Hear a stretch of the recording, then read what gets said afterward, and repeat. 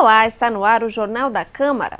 Na sessão desta quinta-feira, foi apresentada a palestra Virando o Jogo, Getúlio antes do presidente Vargas. O evento marcou o encerramento das comemorações dos 130 anos de nascimento do estadista. Ministrada pelo professor da Faculdade de História da URGS, Luiz Alberto Grijó, o painel abordou uma análise das biografias feitas sobre Getúlio Vargas. De acordo com Grijó, Vargas foi o brasileiro que mais teve a sua vida retratada em livros. O palestrante apontou os diferentes enfoques dados pelos escritores que descreveram a sua trajetória. Segundo o professor, os admiradores de Getúlio sempre buscaram associá-lo a características positivas. O que a gente vai observar é que desde a sua mais tenra juventude eles vão encontrar elementos que mostram como ele era corajoso, como ele era inteligente, como ele era, enfim, já apresentava características que eventualmente ele vai demonstrar depois. Já os inimigos de Getúlio não tinham a mesma opinião. Vão tender a fazer essa mesma leitura, mas ao encontro do seu objetivo de detratá-lo, né? Então, eventualmente, ele era sempre um sujeito com tendência à depressão, ele sempre foi um sujeito que ficava em cima do muro, que ficava para trás com relação aos outros, e com isso ele se sentia recalcado. Grijó descreveu o caminho que Vargas seguiu até tornar-se presidente. Ele destacou a importância que a formação superior em direito teve na carreira do estadista. Também apontou a ligação entre a família Vargas e o político Borges de Medeiros como um diferencial na trajetória do gaúcho. O professor enfatizou que a figura de Getúlio ainda é referência constante na política atual. Essa memória ela é constantemente reatualizada porque Getúlio Vargas ainda faz sentido hoje. Porque as pessoas ainda se posicionam muitas vezes politicamente em função de um legado varguista, né? ou de reivindicar para si uma vinculação com o presidente Vargas ou com aquilo que é constituído como o legado dele propriamente dito. Durante o evento, o jornalista Lauro Hagman reproduziu o anúncio da morte de Vargas feito há 58 anos durante a edição extraordinária do programa Repórteresso. E atenção, atenção, Rio de Janeiro. O presidente Vargas suicidou-se esta manhã no Palácio do Catete. O ato culminou com a crise sustentada pelo presidente após o atentado da Rua Toneleiros. Mais detalhes nas edições subsequentes. Falou o Repórteresso em edição extraordinária.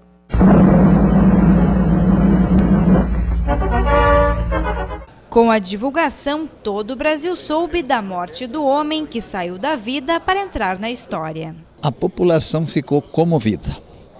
É natural, o Getúlio era homem daqui. Ele tinha sofrido um assédio muito grande dos órgãos de imprensa daqui, principalmente dos diários associados. E então isso aí ajudou a criar um clima de muita comoção.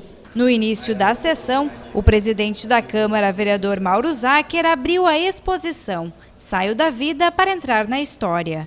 A mostra conta com reproduções de imagens do período da crise que levou Vargas ao suicídio. A exposição ficará aberta ao público até 30 de agosto, no saguão do plenário Otávio Rocha. O presidente do Legislativo Municipal se reuniu com membros do Conselho de Cidadãos Honorários de Porto Alegre.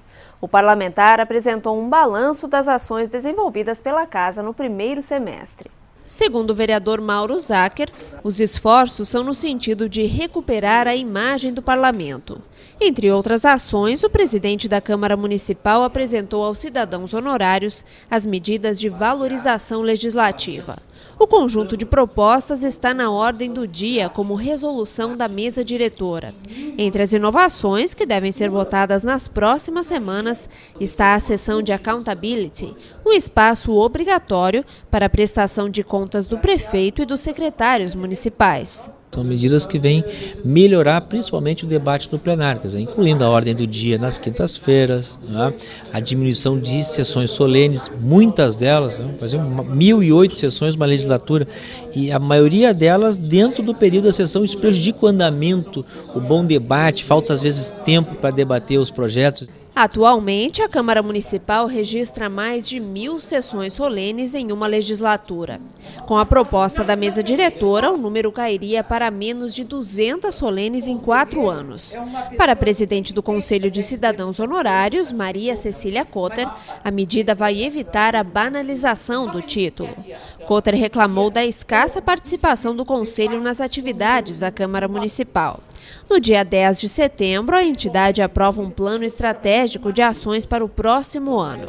O presidente do Legislativo se comprometeu a acompanhar as necessidades do Conselho, como mais espaço físico e estrutura de pessoal. Entrou em discussão preliminar de pauta na sessão desta quarta-feira o projeto do Executivo que trata da Lei de Diretrizes Orçamentárias do município para o próximo ano. A receita total do município para 2013 está prevista em 5 bilhões e 133 milhões de reais. De acordo com o prefeito José Fortunati, o projeto foi elaborado conforme as prioridades apontadas pela população no orçamento participativo. A habitação ficou em primeiro lugar na escolha da população. Em segundo lugar, ficou a educação. A saúde, a assistência social e a pavimentação também fizeram parte das principais demandas definidas pela comunidade. O texto também segue o plano plurianual para o quadriênio de 2010 a 2013. Pela proposta, as prioridades e metas fiscais para 2013 correspondem aos programas.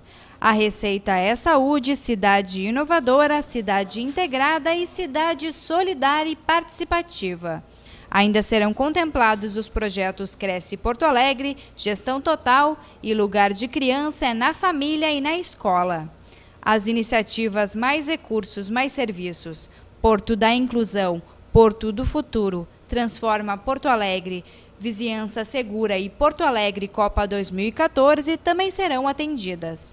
A LDO vai ser apreciada e votada no Legislativo Municipal. A proposta deve retornar ao Executivo até o dia 10 de outubro. Também foram debatidos os 2 projetos de lei que fixam os salários do prefeito, do vice-prefeito, dos vereadores e dos secretários municipais. As propostas fixam novos subsídios mensais para a legislatura que começa em janeiro de 2013 e vai até 31 de dezembro de 2016. O primeiro projeto estabelece os salários dos vereadores. De acordo com a proposta, o presidente da Casa terá vencimento de R$ 13.579,83. Já os demais vereadores terão subsídio de R$ 10.863,87. Ainda segundo o texto, os valores serão corrigidos anualmente com o objetivo de compensar as perdas inflacionárias. Já o segundo projeto determina o salário do Poder Executivo, que está previsto em R$ 16.295,80 para o prefeito. O vencimento do vice-prefeito e secretários está estipulado em R$ 10.863,87. E agora, na segunda reportagem do quadro Momento Cidadão, o assunto é a cesta básica.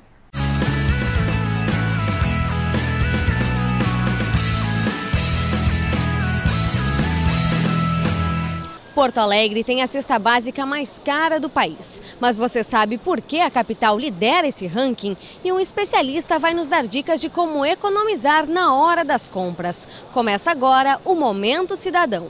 A cesta básica foi criada em 1955 por um grupo de sindicalistas de São Paulo.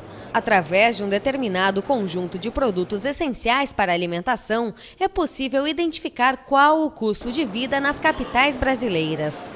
Assim a gente pode monitorar a evolução dos preços e verificar o quanto custa para pagar a cesta básica e se manter em termos de subsistência nas capitais do Brasil. Os 13 itens que compõem a cesta básica são carne, feijão, arroz, farinha, batata, tomate, pão francês ou pão de forma, leite, açúcar, café, óleo, manteiga e frutas, considerando normalmente a banana. Eventualmente, em alguma capital, pode haver uma diferença em termos de quantidade, mas de qualquer forma, os 13 produtos são padrões. Todos os meses, o Departamento Intersindical de Estatística e Estudos Socioeconômicos apresenta um levantamento dos preços dos produtos nas capitais brasileiras. Na última pesquisa realizada em julho, Porto Alegre obteve a cesta básica mais cara do país. Nesse período, o conjunto dos 13 itens somou R$ 299,96. Isso representa um aumento de 7,3% em relação a junho. A última vez em que Porto Alegre esteve no topo da lista foi em novembro do ano passado, mas a capital gaúcha costuma ficar entre as mais caras. Uma das razões, segundo o economista Alfredo Meneghetti, é o alto valor da renda per capita. Historicamente, nesses últimos anos, é que aquelas capitais com renda per capita mais alta, eventualmente a cesta básica também se torna mais alta, justamente em função de um alinhamento que os comerciantes, os produtores têm em relação ao mercado. Quer dizer, esse alinhamento se deve a um mercado mais pujante, com mais força de renda, eventualmente os preços aumentam e acompanham. Os produtos que tiveram maior aumento no preço desde o início do ano foram o tomate, o feijão e a batata. Isso aponta para outro motivo que influencia nos valores: a seca no estado. O Rio Grande do Sul, também os estados da região sul, sofreram muito com a seca e quando há esse problema, a oferta cai e aí os preços tendem a aumentar. Em julho, o valor da cesta básica representou mais de 50% do salário mínimo. Por isso, é importante ficar atento na hora de ir às compras. Pesquisar preços é fundamental para poder economizar. Os consumidores têm que entender que os preços eventualmente são mais caros e assim a necessidade de pesquisa é preponderante. A gente pode encontrar muitas vezes anúncios colocados de preços mais baixos e aí leva um grande contingente de consumidores a adquirir aqueles produtos. Então, as notícias, os anúncios são importantes. O Momento Cidadão de hoje fica por aqui. Na próxima sexta-feira voltaremos falando sobre a inflação. Até lá!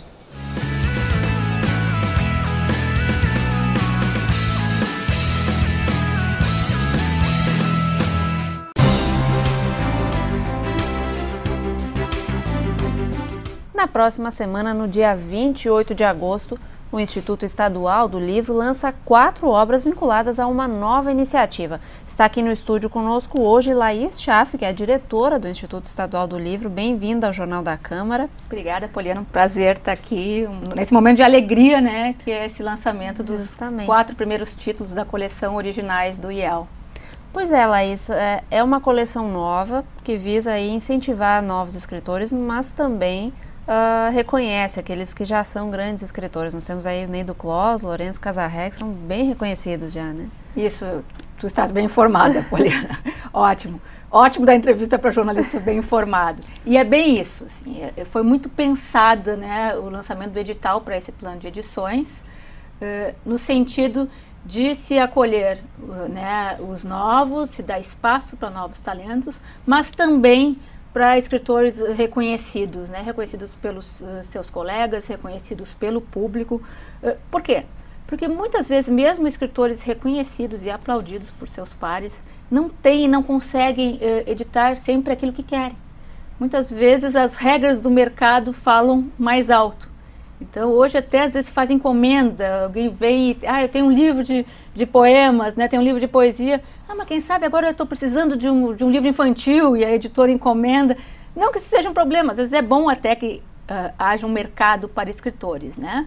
Mas também os escritores têm as suas preferências, têm as suas obras do coração, obras guardadas às vezes na gaveta e que precisam ter a chance, o público precisa ter a chance de ter acesso a essas obras, né? Então foi nesse sentido que se fez criteriosamente um plano de edições que abrisse espaço tanto para autores como até um ISBN, né? O ISBN é meio que uma carteira de identidade, um número de inscrição do livro na Biblioteca Nacional, para autores com mais de um ISBN, ou seja, autores que já têm várias obras publicadas, obras né, registradas mesmo. Não vale aquela questão de uma edição artesanal, essa pessoa não vai ser considerada, né, ele vai como estreante, não vai se prejudicar por ter lançado artesanalmente.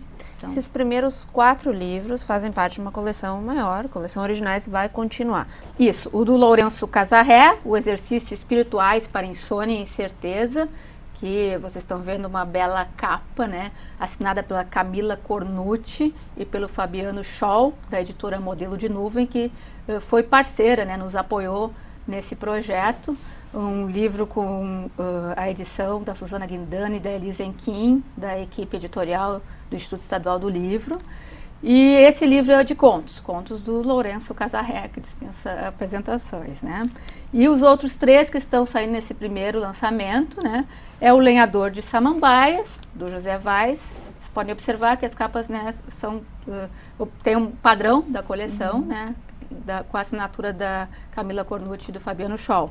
O Caminhos do Fruto, do César Pereira, que também é um poeta bastante reconhecido e admirado, né, no meio literário, mas que merecia, né, ter mais espaço, inclusive na mídia, enfim, então saiu o IEL para oferecer esse espaço, né, não é só para o autor, é oferecer para o público, né, porque o público merece ter disponíveis livros como esse.